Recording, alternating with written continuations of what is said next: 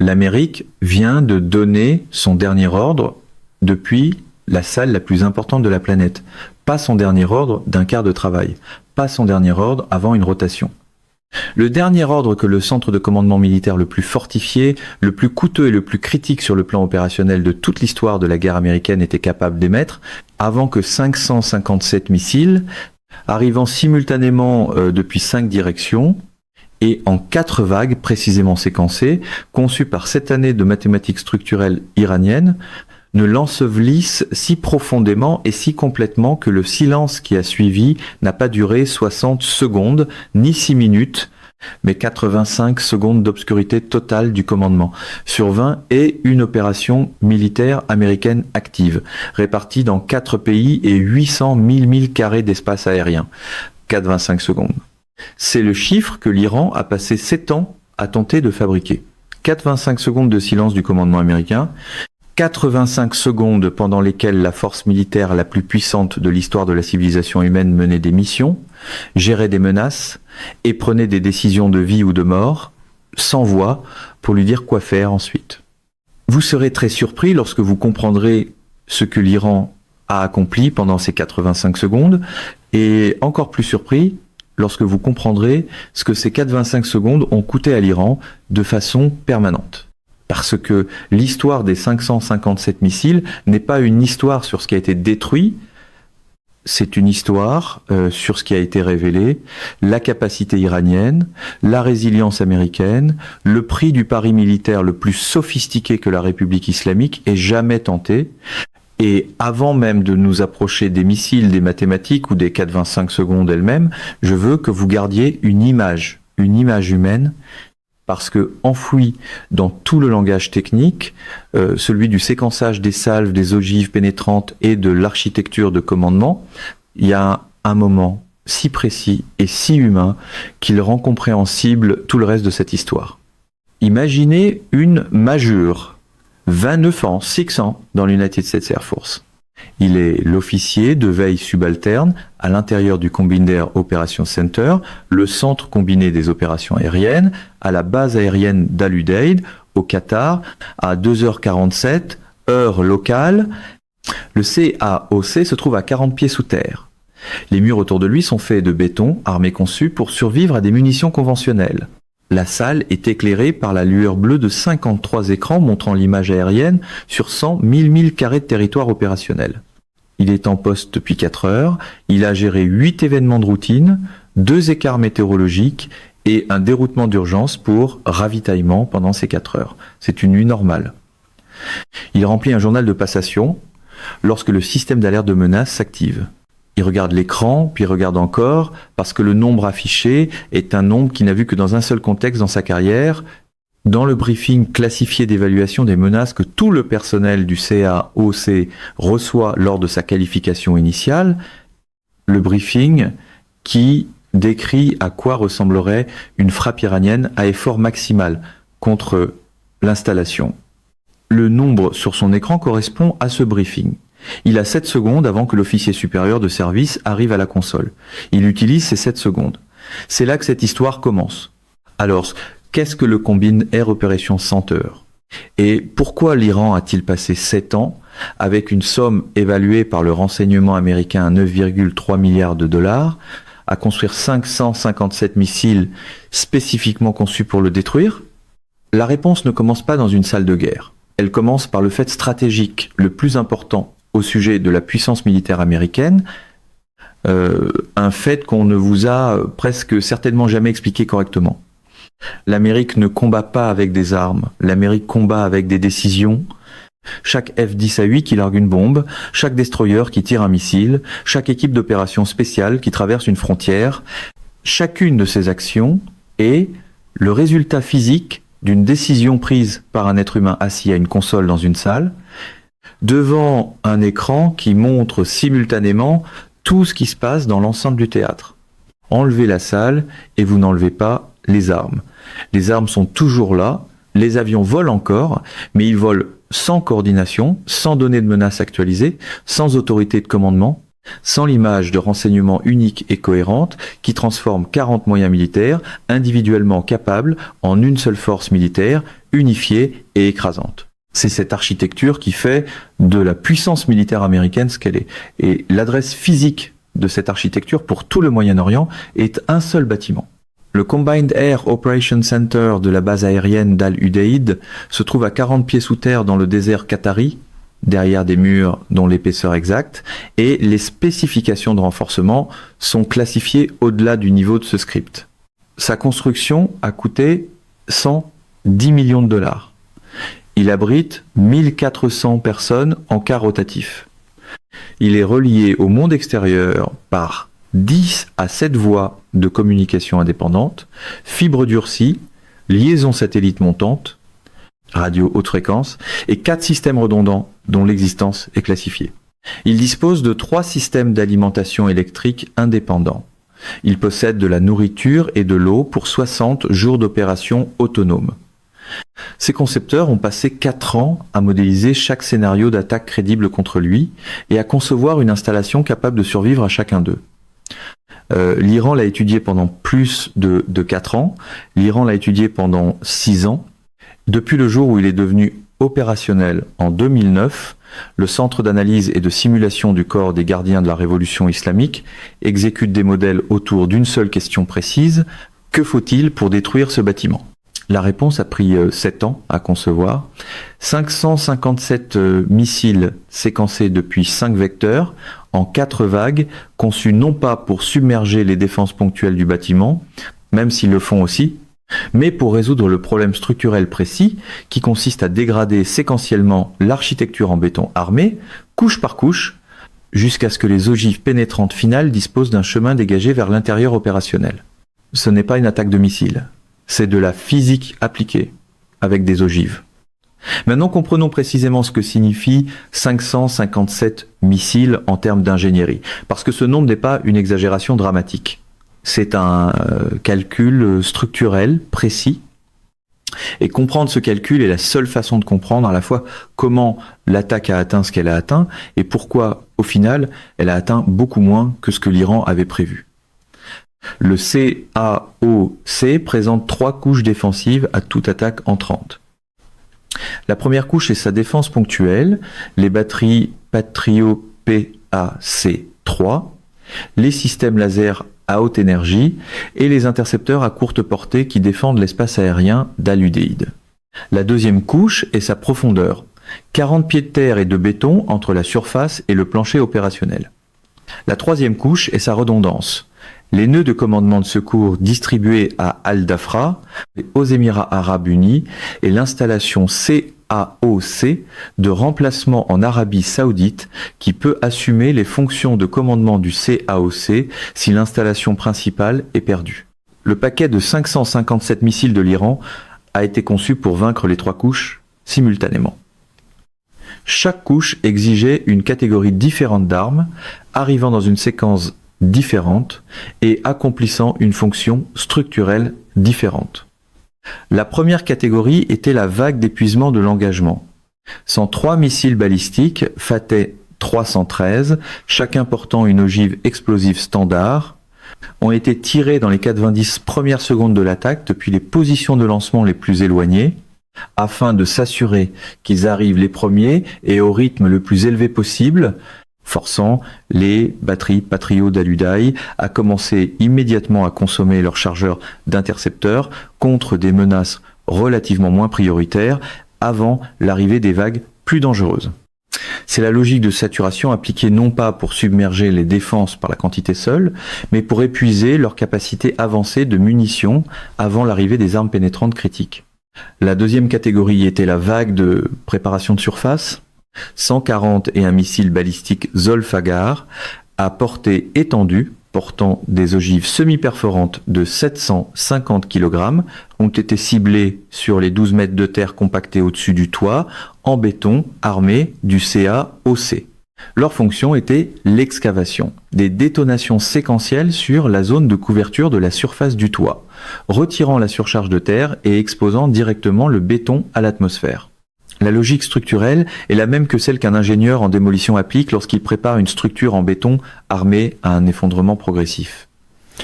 On retire les couches protectrices avant d'appliquer les charges décisives. La troisième catégorie était la vague de défaite structurelle, 177 planeurs hypersoniques Fata 2, voyageant à Mach 12 en phase terminale, portant des ogives pénétrantes en tandem conçues pour percer le béton armé compromis et exploser à l'intérieur de l'enveloppe structurelle, ont été synchronisés pour arriver au moment où la vague de préparation de surface avait fissuré au maximum la matrice de renforcement du toit. 177 ogives explosant à l'intérieur d'une structure en béton armée dont l'intégrité avait déjà été compromise par 140 et un impact précédent. Les ingénieurs en structure qui ont modélisé cet engagement par la suite ont décrit la séquence de chargement comme démontrant une familiarité avec la mécanique de l'effondrement progressif à un niveau de sophistication que nous n'aurions pas attribué à l'ingénierie militaire iranienne avant cet engagement. La quatrième catégorie était la vague d'amputation des communications. 136 missiles de croisière OVZ équipés de fusées à retardement synchronisées à l'horloge de l'engagement ont été ciblés exclusivement sur l'infrastructure de communication de surface d'Al-Udeid. Les réseaux de liaison satellite montantes, les points de terminaison des câbles à fibre optique durcie, les fermes d'antennes, les systèmes d'alimentation en carburant des génératrices externes et les prises d'air de chauffage, ventilation et climatisation qui fournissent l'air respirable au plancher d'opération souterrain. Arrivant dans la même fenêtre de 85 secondes que les vagues structurelles, ces missiles garantissaient que même si la structure du CAOC survivait, sa capacité de communiquer avec le monde extérieur, de recevoir de l'énergie et de soutenir les opérations humaines serait simultanément sectionnées. 4 catégories, 5 vecteurs, 4,25 secondes. Voilà ce que 7 ans et 9,3 milliards de dollars ont produit. Maintenant, je dois vous faire traverser ces 4,25 secondes, non pas comme un résumé, mais seconde par seconde, parce que chaque seconde contient une décision, une réponse de système et une conséquence. Et la séquence est toute l'histoire. À 2h47 minutes et 0 secondes, le satellite de détection infrarouge du Space Command a obtenu la première confirmation de signature de lancement simultané à travers 5 secteurs géographiques distincts du territoire iranien et de l'espace maritime contrôlé par l'Iran. L'alerte a atteint le système d'alerte de menace du CAOC à 2h47 minutes et 6 secondes, soit 6 secondes entre le lancement et l'affichage souterrain. À 2h47 minutes et 7 secondes, l'officier de veille subalterne, l'homme de 29 ans qui remplissait son journal de passation, a vu l'affichage. Il a identifié le nombre de pistes, 557 entrants. Il avait 7 secondes avant que l'officier supérieur de service arrive.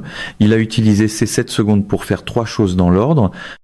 Il a activé le protocole de survivabilité du CAOC, la procédure qui lance le durcissement de tous les systèmes intérieurs et commence la séquence d'autorisation de transfert de commandement vers les nœuds de secours.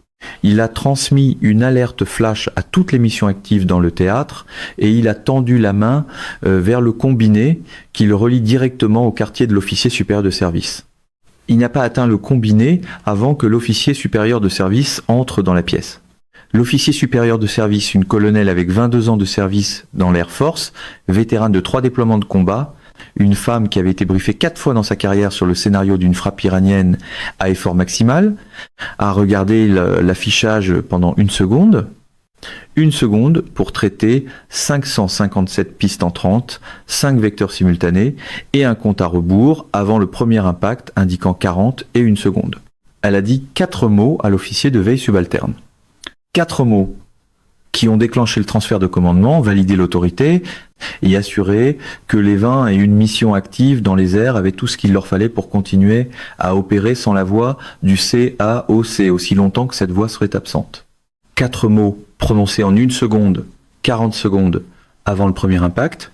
À 2h47 minutes et 20 secondes, les batteries Patriot PAC 3 dalles Udeid ont réalisé leur première interception. Elles engageaient au rythme maximal absolu permis par l'architecture du système. Séquençage le plus rapide, protocole d'engagement le plus agressif, priorisation selon le temps avant impact et la classification de la menace. Dans les 60 secondes entre la première interception et l'arrivée de la vague de défaites structurelles, les systèmes Patriot ont détruit 104 missiles entrants. 104 contre une salve de 557 depuis 5 vecteurs simultanés, avec une vague d'épuisement de l'engagement spécifiquement conçue pour consommer la capacité d'interception des Patriots avant l'arrivée des ogives plus critiques. 104 détruits, cela représente un système fonctionnant au plafond de son rythme théorique d'engagement. 453 n'ont pas été détruits.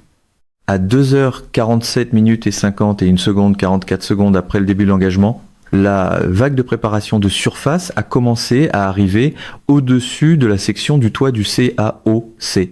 140 et une ogive Zolfagar ont été séquencées pour frapper la surface exposée selon un motif maximisant la propagation progressive des fissures dans la matrice de renforcement du béton en dessous.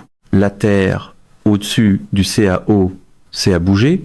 Le réseau de surveillance géologique, à travers le Qatar, a enregistré un signal sismique continu que le système de classification automatisé a d'abord identifié comme un dynamitage industriel avant que ces algorithmes se mettent à jour et le reclassifient.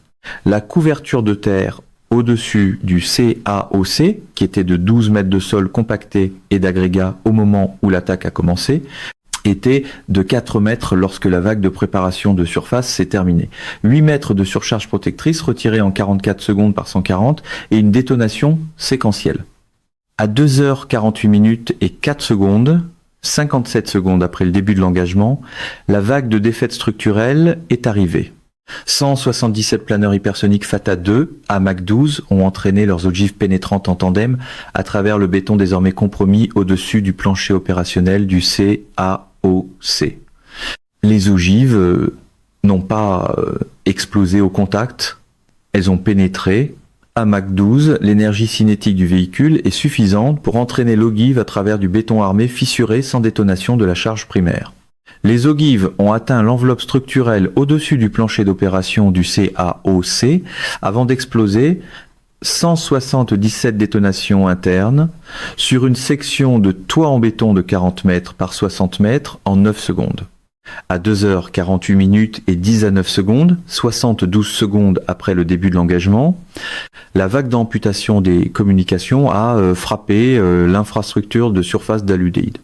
La ferme de liaison satellite montante a été détruite par 11 impacts simultanés. Les têtes de câbles à fibre optique durcies ont été sectionnées à leur point de terminaison. Les réseaux d'antennes se sont effondrés sur le périmètre de la base. Les 3 conduites externes de carburant des génératrices se sont rompues à moins de 4 secondes d'intervalle. À 2h48 minutes et 32 secondes, 4,25 secondes après le début de l'engagement, le CAOC a produit sa dernière transmission. Par un ordre, une diffusion automatisée du système. Le paquet de données compressées contenant l'image aérienne courante, le statut d'émission active, l'évaluation de la menace et l'autorisation de transfert de commandement que les 4 mots de la colonelle avaient déclenché 40 secondes plus tôt. Le paquet a atteint Al Dhafra et l'installation de remplacement saoudienne avant que la dernière antenne d'Al-Udeid ne s'éteigne. À 2h48 minutes et 33 secondes, le Combined Air Operations Center est devenu silencieux. 21 missions aériennes américaines dans 4 pays volées sans voix de commandement. L'officier de veille subalterne, l'homme de 29 ans qui avait eu 7 secondes entre le moment où il a vu l'affichage et l'arrivée de l'officier supérieur de service, se trouvait dans le tunnel d'évacuation d'urgence 30 secondes après la dernière détonation interne, se dirigeant vers le point de sortie secondaire avec 68 autres membres du personnel du CAOC dans la séquence dictée par le protocole de survivabilité. Il ne courait pas, il suivait la procédure. La procédure a fonctionné. 4,25 secondes de silence, puis Al Dhafra a parlé. Maintenant, prenons du recul, parce que les 85 secondes de silence ne sont pas restées à l'intérieur des murs en béton armé de ce qui était autrefois le Combined Air Operations Center. Dans les 90 secondes suivant l'extinction du CAOC, les conséquences se propageaient simultanément vers chaque quartier général militaire, chaque capitale alliée, chaque service de renseignement adverse et chaque ministère de la Défense sur Terre. Laissez-moi vous expliquer exactement ce qui s'est produit, parce que les réponses révèlent quelque chose de beaucoup plus important que le nombre de missiles. Commençons par les 4,25 secondes elles-mêmes, parce que ce qui s'est produit pendant ces 4,25 secondes de silence du commandement américain est le détail opérationnel le plus important de tout l'engagement. Plus important que le nombre de missiles, plus important que l'évaluation des dommages structurels, plus important que les retombées politiques qui ont suivi. 21 missions aériennes américaines étaient en vol lorsque le CAOC est devenu silencieux. 20 et un équipage et 20 et un aéronef dans 4 pays, exécutant 20 et un profil de mission distinct à différents stades de leurs tâches assignées. Lorsque la voix du commandement s'est tue, les 20 et un équipage ont reçu, dans la dernière transmission automatisée que le CAOC a produite au cours de ces 3/10 de seconde finale, l'image aérienne complète, leur code individuel d'autorisation d'annulation de mission et la fréquence de commandement de remplacement pour Al-Dafra. C'est ce que les 4 mots de la colonelle avaient mis en marche 40 secondes avant la dernière détonation. Pas un ordre de continuer, pas un ordre d'abandonner, mais un ordre d'être prêt à recevoir le prochain ordre. D'où que vienne ce prochain ordre. 4 mots qui ont transformé 20 et un équipage dépendant d'un seul nœud de commandement en 20 et une unité capable d'agir indépendamment, chacune portant tout ce qu'il fallait pour soutenir les opérations pendant la transition. Sur les 20 et une mission, 19 ont exécuté leur procédure d'autorité de remplacement préplanifiée et ont poursuivi leurs tâches assignées sous le commandement d'Al-Dafra dans la fenêtre de 85 secondes. Pas après la fenêtre. À l'intérieur de celle-ci, 2 missions, un ensemble d'appuis aériens rapprochés au-dessus d'une zone contestée où l'image de menace changeait assez rapidement pour exiger une guidance de commandement en temps réel, ont retenu leurs armes et demandé une autorisation mise à jour à Al-Dafra. Au moment où la fréquence de commandement de remplacement s'est ouverte, le CAOC de remplacement d'Al-Dafra a assumé l'autorité complète de commandement du théâtre à 2h48 et 58 secondes, 25 secondes après la transmission finale du CAOC. 85 secondes de silence, 25 secondes de transition, 110 secondes entre le dernier ordre d'Al-Udeid et le premier ordre d'Al-Dafra. L'Iran avait prévu 14 minutes, les architectes américains avaient construit pour 44 secondes, l'Amérique a livré 110 secondes. L'écart entre 14 minutes et 110 secondes est l'écart entre une opération qui change le cours d'une guerre et une opération qui détruit un bâtiment. Maintenant, regardons Washington.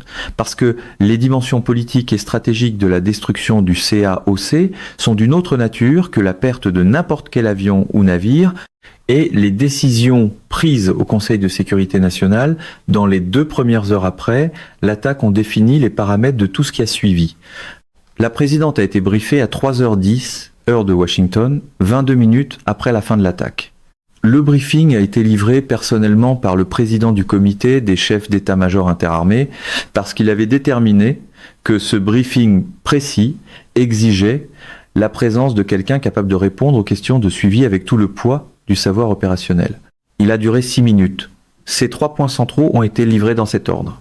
Premièrement, le CAOC à Al-Udeid a été détruit. L'installation physique est irrécupérable. L'attaque a été la frappe la plus sophistiquée contre une infrastructure de commandement américaine durcie depuis la Seconde Guerre mondiale. Deuxièmement, Al-Dafra a assumé le commandement en 110 secondes. Les 20 et une mission active se poursuivent sous l'autorité d'Al-Dafra sans perturbation opérationnelle. 0 victime parmi les équipages, 0 annulation de mission attribuable à une défaillance du commandement. Troisièmement, l'Iran a dépensé au minimum 70% de son inventaire évalué de missiles balistiques opérationnels dans ce seul engagement. Les 30% restants sont répartis dans plusieurs catégories, dont aucune n'a démontré une capacité comparable à la vague de défaites structurelles utilisée contre le CAOC. La présidente a posé une question au président du comité des chefs d'état-major interarmés, la même question que la présidente américaine avait posée après chaque moment de cette série de provocations iraniennes. Elle a demandé « Que faisons-nous pour que cela ne se reproduise jamais ?» Le président du comité des chefs d'état-major interarmés avait une réponse prête. Ce n'était pas la réponse que l'Iran s'attendait à voir Washington atteindre, et son exécution a commencé avant la fin de la séance du Conseil de sécurité nationale. Maintenant, regardons le tableau régional parce que les alliés de l'Amérique dans le Golfe n'attendaient pas la séance du Conseil de sécurité nationale pour comprendre ce qui venait de se passer et ce que cela exigeait d'eux. Le gouvernement du Qatar se trouvait dans la position la plus délicate de tous les pays de la région. Le pays hôte de la base aérienne d'Al Udeid, l'autorité souveraine sur le territoire de laquelle le CAOC s'était tenu et n'était plus que décombre, avait 30 minutes pour formuler une réponse satisfaisant trois publics simultanément, son partenaire américain, dont la principale installation régionale de commandement venait d'être détruite sur le sol qatari, ses citoyens, pour qui la présence d'une frappe de missiles active sur leur territoire portait une signification précise et personnelle, et la communauté internationale qui observait comment un petit État du Golfe répondait au fait que son territoire a été utilisé comme champ de bataille pour un échange militaire direct entre l'Iran et les États-Unis. L'émir du Qatar a publié une déclaration à 3h40 et une heure locale. Elle comptait 11 phrases. Elle condamnait l'attaque dans un langage d'une franchise inhabituelle pour la production diplomatique qatari. Elle attribuait la responsabilité à l'Iran sans la formule de réserve « enquête en cours » que la plupart des condamnations diplomatiques incluent. Elle engageait le Qatar à maintenir son plein soutien aux opérations américaines depuis le territoire qatari. Et elle comprenait une phrase qu'aucune déclaration du gouvernement qatari au cours des 20 dernières années n'avait jamais incluse. Elle nommait l'Iran comme l'agresseur, sans qualification. Le canal diplomatique que le Qatar avait maintenu avec Téhéran pendant 11 ans, le canal qui avait fait de Doha l'intermédiaire indispensable dans toutes les négociations liées à l'Iran au cours de la dernière décennie, a été sectionné par la déclaration de l'émir avant même que l'encre de la déclaration soit sèche. L'Iran avait gagné 4,25 secondes de silence du commandement américain et perdu simultanément sa dernière bouée diplomatique. La réponse de l'Arabie Saoudite a été opérationnelle plutôt que diplomatique. Dans les 40 minutes suivant l'attaque, Riyad avait activé la configuration complète de temps de guerre des installations de commandement de remplacement hébergées par l'Arabie Saoudite, augmenté la disponibilité du carburant et des armes pour les